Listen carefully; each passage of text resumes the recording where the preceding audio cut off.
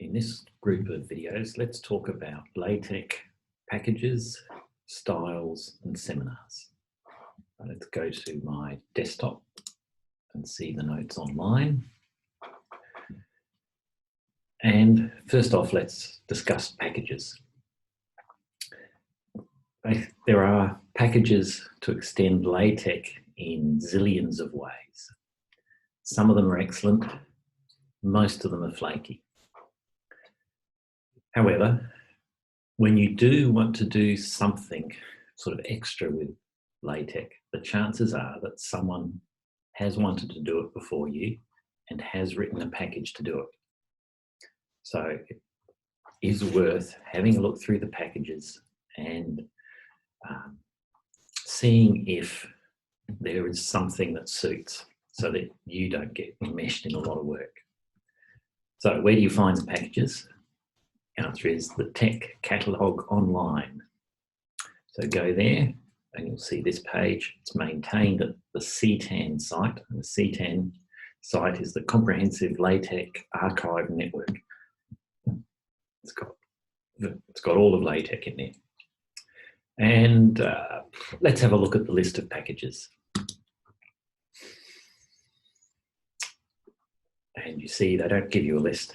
We get an alphabet separated list. So let's have a look at the A's. You have to start somewhere. And here's the list. And you can just scroll down just to get some idea. And the idea you get from scrolling down is there are lots and lots of packages. Okay. And that's just the A's. Similar list for every letter in the alphabet. So, posters. Many of you will have to generate a poster for a conference presentation. There's a package for that. There's some old packages here. Quite a few of them are just archaic that do not use, like A4 and A4 wide. Instead of them, use the geometry package and use with care anyway. What else would you like to look at? The American Math Society, for example, they put out a whole suite of packages. I've only mentioned a couple of them, but here they are. They're in the A's, starting with AMS-CD for those who want to draw commutative diagrams, and moving on through some bibliographic stuff, changing affiliations, an article style, book style, more commutative diagrams, enhancements, document classes, you name it. AMS LaTeX, AMS Math, AMS indexes, etc., etc., etc. Okay, and that's just the A's. Pick a letter. P. Why P? Well, we've mentioned the PGF plots for drawing graphs, and so let's have a look at as well as all of the ones in P. Let's scroll through them. Here they all are, and there's more P's than there are A's. But you can see PGF is listed, and there's a whole host of packages for PGF. There's a poetry package. There is Polish, support for Polish lip-sum things. Typeset with Polish fonts, should you want to. Similar for all sorts of languages. You can do it Arabic, you can do music. You want to see music, let's go to M's. Goodness, I don't do these, but I know they exist. Oh, look, you can create covers for music cassettes, which are long gone. Convert MIDI to music. You can do any MIDI stuff. Musical theatre scripts. I don't know about that one. Musicography, music tech, and so on. You get the idea. There's there. Let's go back to some common ones. So the ones I sort of recommend for science and engineering as a base are things like the AMS Math, Color, HyperRef, Showkeys, enum item, CleverRef, the URL package, typesetting URLs, and PGF plots. I've mentioned all of those. Another one I haven't mentioned is the package Microtype, which does some really fine adjustments to the typesetting of lines of text in a paragraph, and it turns the great typesetting default of LaTeX into sort of near perfect typesetting. Does some clever kerning, if you want to know that. Now, how do these packages work? Basically, they provide new commands and new logical functionalities and redefining commands which are in the base. So it's a bit of a complex. And they do this via command definitions, which I have mentioned, and let's look briefly at again, and we'll see more about them in the mathematics section in next week. So for typesetting mathematics, I often have to typeset partial derivatives, and it's quite tedious typing out the command, which looks a bit like that, using the fraction and two partials. It's easier to define a new command, \d, so that whenever I want to typeset a partial derivative, I get all of that structure immediately, and that the \d has two arguments. That's what square bracket 2 is. And the first argument goes in the denominator of the fraction. It's the thing we differentiate with respect to. And the second argument is the thing that's differentiated. So down in this example down here, \dyw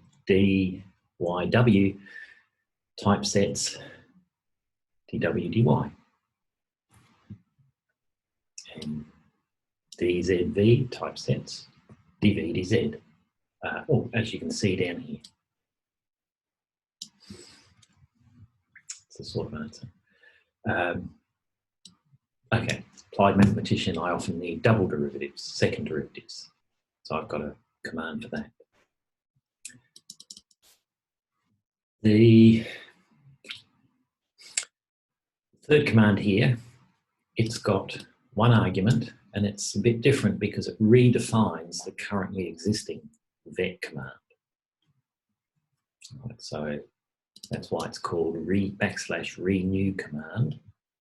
It tells LaTeX, yes, I know \vec exists, and we're going to give it a new definition.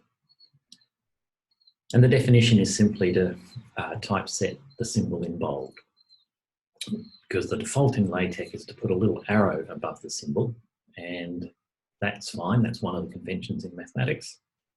But the other convention is to typeset vectors with bold characters, and that's maybe what you want to do throughout your document. And the idea is you use the logically correct \vec, and you get a typeset in the desired physical style, bold. Okay, so we use it like this. So in maths, \vec lambda will make the nabla bold. \vec q will make the q bold, just as you see down here. And then \vec I will give us the bold I, instead of typesetting an I with a vector over the top, and so on. The raw LaTeX for this is much bigger. So this is much easier to type and to read, to understand when you're reading, which is one of the most important things, really. What's another example where you might use commands, especially if you move on to academic work, to be an academic? Setting an assignment. You often want the numbering of the sections to suit the exercise numbers of the assignments. You know, in the textbook, you want to typeset exercise 35.1, 35.2 and 42.1, those exercises. How can you use the section command to do it? And the answer is, or one answer is, to renew the command, the section, right? Because the section provides the section number at the start of every section. And you can redefine it to be exercise followed by an exercise number, depending upon number, whether it's the first section or the second section or the third section. And this allows me to introduce a nifty little command in LaTeX called if case, \if case. You follow it by a number, which in our case is, as you can see, Arabic section. So that looks up the section number, reproduces it as an Arabic number. So that will then be 1 for the first section, 2 for the second section, 3 for the third, and so on. And then it typesets different things separated by \ors. Okay, so anything you put before the first OR is case 0, if case 0. After the first OR and before the second, that's case 1. After the second OR and before the third, that's case 2. After the third OR and before a final ace or else or whatever, that's case 3. And then \phi finishes the if case. Okay, so that'll then typeset exercise 35.1 for the first section, exercise 35.2 for the second, and exercise 42.1 for the third section. And your assignment, you just put \section. You've done the question assignments in that command in the preamble. Yeah. If you want some explanatory text, you can put that in as well. Okay, now one thing to notice about LaTeX. It's quite verbose. So, you know, to typeset an equation, you can go begin equation, end equation. To typeset a figure, begin figure, end figure, and so on. Now you may say, oh, this is a bit boring having to type begin ends all the time. Let me define an abbreviation for these common basic characters, so they're quicker for you to type. Do not do this. It makes your LaTeX much less portable, much harder to read, because editors don't know that \BE means begin equation. So they can't help you in colouring, for example. Similar, there are many ancillary programs that analyse LaTeX and do stuff. They can recognise begin equation, but they can't recognise \BE. So there's a whole heap of ancillary support processes that get ruined when you define your own abbreviations for common command structures. So don't go there. In particular, collaborators often have different common abbreviations. That's also another disadvantage. So what do you do instead? Set up your editor to cater for such verbosity. I have keyboard shortcuts set up in my editor, and yeah, which I think I've mentioned before, is you just press a key combination and up pops begin figure, include centering, include graphics, caption, end figure, or label end figure. I get all of that in an instant. Right? Keyboard shortcuts, do it. So what is the use of keyboard command definitions? They are to give you new logical patterns, such as \big D. That's a logical pattern to typeset partial differentiation. That's the main use that you should be looking for. Secondary use, and only if necessary, and only if you know what you're doing, redefine the typeset appearance of a particular command, such as the vectors.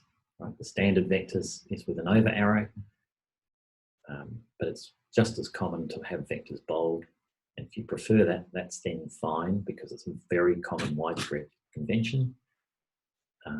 Redefine \vec to be bold. Many people make the mistake of hard coding that they want their vectors to be bold. So they sprinkle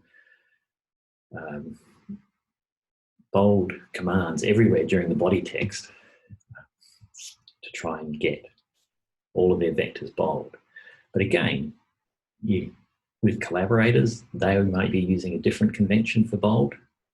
They might be using \bf instead of bold math, or vice versa. And so you get different things.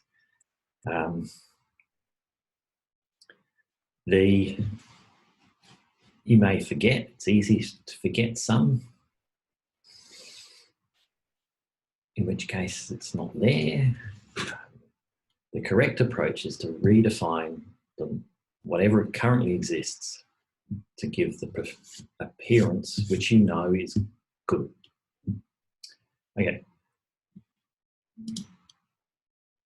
So that's a start on packages and the command, tiny little bit about the command definitions that they use in order for them to do stuff for you.